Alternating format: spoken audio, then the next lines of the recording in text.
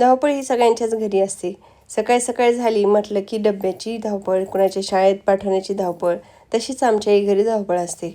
त्यामध्ये मला हा कुकर खूप महत्त्वाचा वाटतो, कारण की अर्धा स्वयंपाक तर त्यामध्ये होतोच. वरण भात लावलेला आहे, त्यानंतर मी बटाटेही लावलेले आहेत त्यामध्येच. त्यानंतर मी इकडं पीठ वगैरे ते म्हणून घेतलं आणि वरणाला फोडणी घातलेली आहे. इकडं गवारही झालेली आहे माझी, गवारची भाजी केली आणि त्यानंतर आता मी चपात्या वगैरे करायला घेते. सकाळी आवरलं आणि रुद्राणीचं दूधही थंड करायला ठेवलेलं आहे. आणि रुद्राणीने रात्रीच मला सांगितलं होतं की मला तिळाची पोळी न्यायची, म्हणून मी रात्रीच कोंद वगैरे बनवून घेतली होती. रात्री आपण अर्धं काम आवरून ठेवायचं, म्हणजे सकाळी जास्त घाई होत नाही. त्यामुळं मी बऱ्यापैकी सगळंच आवरून ठेवते. तिचा टिफिन रेडी झाल्याच्यानंतर आता मला तिला आवरायला घ्यायचं होतं. मला सकाळी त्यांचीही खूप मदत होते, सकाळी तेही थोडंफार मला आवरू लागतातच. त्यानंतर दुपारच्या डब्यामध्ये तिला पराठा द्यायचं होतं, त्यामुळे मी पराठे इकडं करायला घेतलेलं आहे. बटाटे मी कुकरमध्येच लावले असते. इकडं पराठाही तिचा रेडी झालेला आहे. तुम्हाला आंब्याची सिरीज कशी वाटली ते मला नक्की सांगा, कारण की खूप छान प्रतिसाद दिलात तुम्ही. भरभरून मला प्रेम मिळालं.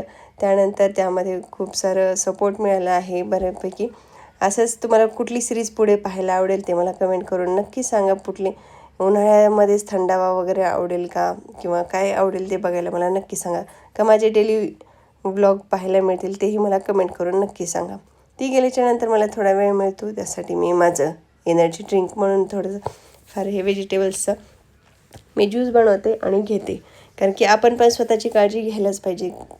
कंटिन्युअसली काम करून होत नाही. थोडंफार शरीराची काळजी घेतलं तरच शरीर चालेल. त्यानंतर मी अशी मस्तपैकी रेडी झालेली आहे ऑफिसला जाण्यासाठी. देवपूजाही झाली होती. छानसं असं नैवेद्य वगैरे दाखवून घेतलेलं आहे.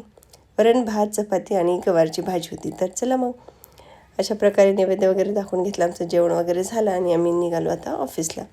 तुम्हाला हा व्हिडिओ कसा वाटला ते मला कमेंट करून नक्की सांगा. चला भेटूया नेक्स्ट व्हिडिओमध्ये. तोपर्यंत बाय.